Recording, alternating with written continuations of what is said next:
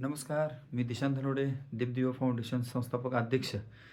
आज व्हिडिओ करण्याचं कारण असं होतं की आमचे सहकारी मित्र प्रदीप काका पाटील राहणार ढवळेश्वर यांच्या मुलाचं आज दुःखद निधन काल झालं आणि त्याची बातमी आज बऱ्यापैकी प्रसारमाध्यमामध्ये पसरलेलीच आहे.